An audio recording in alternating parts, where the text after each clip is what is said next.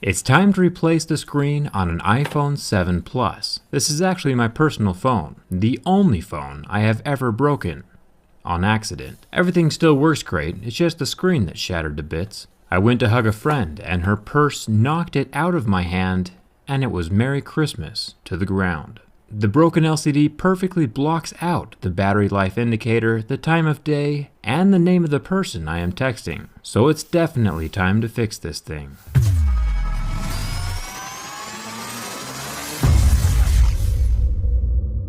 It's pretty much the exact same process as the regular iPhone 7. There are two pentalobe screws down at the bottom of the phone right next to where the headphone jack used to be. If you need a screwdriver or replacement screen, I will link those for you in the video description right below this video.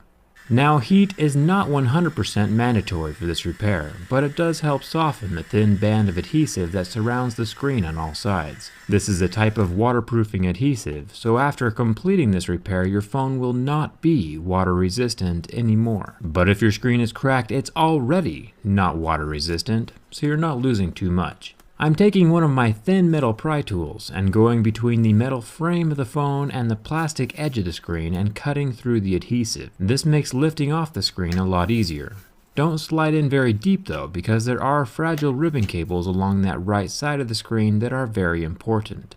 The bottom of the screen will lift up first, and then you'll have to pull the top of the screen down and out of the phone frame. Then the whole thing flips open like a book. For this next part, we need a new bit. It is called a Y000 tri-point screwdriver, and I'll include a link for that as well in the video description. There are 7 of these tri-point screws holding down 2 silver plates. It is excruciatingly important that you keep your screws organized. Put them on a separate piece of paper next to you, and draw a picture or label where each screw comes from. Some of them are different sizes.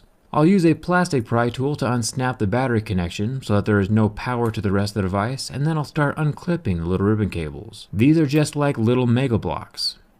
Once the display and fingerprint scanner ribbons are disconnected, you can unsnap the top earpiece ribbon, and that will release the screen from the body of the phone. Here is what the replacement screens look like. Remember, I'll have these linked down in the video description.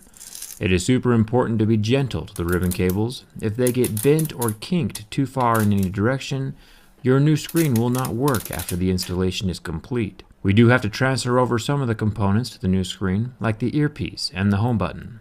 I'll start with the earpiece. There are 5 screws up here at the top that need to be removed. These ones are regular Phillips head screws. Now that the screws are out, I will remove the top metal bracket and slip out the little earpiece speaker. Then comes the tricky part. This little ribbon cable might look complicated, but it's actually not. It is fragile though, and while it is very inexpensive to replace, it is better just to keep the original intact and not rip anything. So be very gentle with it. It's about as strong as paper is. Each little segment, like the front camera, the proximity sensors, and the little golden circular contact points, have some adhesive holding them to the back of the screen. I'll show you how to origami it back into place in a second. But first, let's get this home button transferred. There are 4 screws that we have down here. These are the same Y000 screws that we were working with before, and once these are out, we can remove the metal bracket. This exposes the guts of the fingerprint scanner touchpad. There is one more super tiny ribbon connector. Remember that this ribbon is also very fragile, so be careful with it, since this original home button does need to be transferred over to your new screen. Once the ribbon cable is lifted up, the button will just fall out from the front side of the phone. There's only one more thing we have to remove from the old screen, and that is the large metal backplate. This also has the Y000 screws on it, 3 on one side, 2 on the other side, and 1 more little screw down at the bottom. There is some adhesive holding the plate to the ribbon cables. You can lift that up and then slide the whole plate up and away from the back of the old shattered screen. Take that same plate and feed the ribbons from your new working display through the little hole. Being gentle with the ribbons, make sure they are straight and not kinked before you screw the plate down. Get all the metal frame screws into place, 3 on the right, 1 at the bottom, and 2 on the left side. And then the home button gets put back into place from the front side of the screen. There is a little plastic guiding pin on the back side of the screen that will help the little ribbon fall in the exact place that it needs to go. Then it can be snapped into the other little connector right next to it. When you are screwing the screw for the back of the home button, make sure it is snug, but don't go too tight. It is a pretty fragile little piece of tech, and a super aggressive screw might cause damage. Now let's get the front camera and earpiece into place. Remember these little plastic pins I was talking about? These are going to be your friend up here as well. Get the ribbon down by lining those up and getting the little box sensor into place. It'll be like giving a cat a bath, but eventually everything should line up. The speaker gets tucked under the front camera, making sure the gold springs line up on the gold contact circles, and after the camera is tucked into the clear plastic circle, the metal plate holds it all together. And finally, we can attach the screen to the foam body again. I'll start with the 2 ribbons in the center and then clip the top ribbon down right afterward. You'll feel each of them snap into place, just like a little Lego. It has a much better ring to it. The last thing you want to plug in is the battery connector. Before putting on the protective metal plates, I usually test my screen to make sure everything works. If the screen is gray or has lines running through it, it might just be a bad connection. So turn the phone off and reconnect the little ribbons again, and if that doesn't work, one of the ribbons might have gotten bent during the installation. Or it could just be a bad screen. Get the 7 screws back in over the metal plates, and then make sure the top of the screen is lined up with the foam body first, before clamping down the rest of the screen. Also, don't put any stress on the right side ribbon cables. Remember, they're as fragile as paper and very, very important to the functionality of your phone. So don't let them rip. Thumbs up for success, I have a working phone again. I'm normally an Android guy, but I've been using an iPhone for the past few months. I'll have my review video posted with my verdict very, very soon. Let me know if you have any questions. I try to be pretty active down in the comments, and if I don't,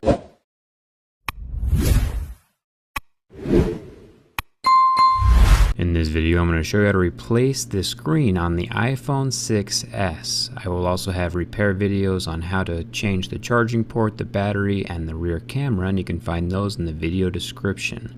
First things first, turn off the phone. You can find tools listed in the video description below. I will link where you can buy those. You'll take your pentalobe screwdriver and take out the bottom 2 screws in the phone. And then you'll want to take a suction cup and lift up on the screen as you slide a tool between the metal frame and the screen of the phone.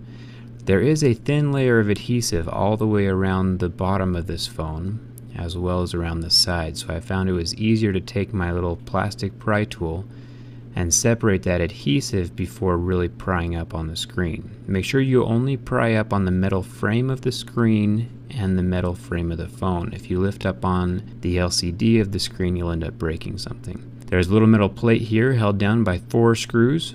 I will link a PDF chart in the video description for how to keep your screws organized. It'll be very helpful. Remove that metal plate and then detach 3 ribbon cables. This is for the LCD, digitizer, and front camera. After those cables are up, the screen will detach from the phone. Here is the screen. There's a good chance that when you buy your screen, it will not come with all of these goodies attached, like the earpiece and the home button, so you'll have to move them over from your old screen. Starting off with the earpiece, there's 3 screws that hold down that top piece. Lift up that metal bracket, and there's a little lasso that reaches down and surrounds that metal bit on the screen down there, so make sure not to rip that lasso part off. I don't know what it does, but it's probably important. Then the earpiece pulls out from underneath the cables, and you can lift out the proximity sensors from their little brackets, and then this little gold piece down here as well. And that releases the front camera and all of the sensors that go along with that, like the proximity and the motion sensors. I will link this part down in the video description as well. So here's the screen of the phone. The metal plate is held down with 3 screws, 1 screw, another 3 screws on the other side, and then 1 screw down by the home button. So undo all those screws and the metal plate will lift off after you remove this adhesive that's holding it down to the top of the screen. Now that the metal plate's gone, we can remove the 2 screws that are holding down the home button, take away that metal bracket, unlatch the home button cable here. It's just like a little Lego, you just lift it up and out. And there's a little bit of adhesive holding down the home button and holding down the little circuit board down there for the fingerprint scanner. So undo that and then you can lift that out. So there's a good chance you'll have to remove these plastic bits as well and transfer those over to your new screen. So pop those out from their frame, be careful not to break them. And here is the screen itself. So this is the part you'll most likely get when you order. I will link these down in the video description below, and it will most likely come with the home button cable down at the bottom ready to attach to your home button. If not, I'll make another video on how to replace that. Getting the home button put back into place, most of the little ribbon cables have a little pin that they sit down inside. and that will help you guide where to put the ribbon cables. Get the home button put down into place and the 2 screws holding down the little metal bracket. Then you can take the back metal plate, tape it down onto the screen, and get all of those screws, there's 8 of them, screwed in around the back side. Take your little plastic bits. We're installing these on your new screen now. You don't need to glue them in. It's actually dangerous to use glue because the glue might get on the lens itself. And it's actually pretty easy to get this ribbon cable contraption put back into place as well. Start with a little gold unit down at the bottom, and then line up these square pieces up at the top. Just kind of tuck them into the little plastic bracket. Push them down into place so that they're flush with the phone. And then you can see a little niblet right there on the earpiece. Just tuck that down into the hole. You'll feel the little niblet go down in place. Here are 4 little gold circles that go onto the top of the earpiece, and that's how the earpiece receives its connection. Now we're going to take the metal bracket after the camera is put down into place, and we're going to reattach the lasso around the metal piece, and then get the 3 screws that go onto that bracket, tuck that in. Then we can plug the screen back into the motherboard. Be very, very careful, make sure it lines up exactly over the little Lego connection, and then press it down. You'll feel it kind of snap into place. If you look closely in the high definition, you can see mine latch down. And then before I put the metal plate on, I'm going to fold the screen down and just see if it works really quick. Now if you have lines through your screen, or if it's just like a white screen, you're going to want to unconnect the cables and then reconnect them again, and that might fix any screen issues you're having. Lucky for me, all of my cables are connected correctly, so I'm going to go ahead and lift up the screen. Make sure to turn the screen off before you lift it up, and then set that metal plate down into place and put the 4 screws in. They are different sizes, so make sure you have them in the correct order. Now the best way to put the screen down is to make sure the top is lined up first, tuck that into place, and then you can slide your hands down the sides of the phone and latch it all the way down. Make sure to put those 2 screws down in the bottom as well. Hopefully I was able to help you out. If you have any questions, leave them down in the comments. Don't forget to like if this video helped you, and don't forget to subscribe. Also check out my iPhone 6s durability video. I think you'll find it interesting. Thanks a ton for watching. Hope to see you around.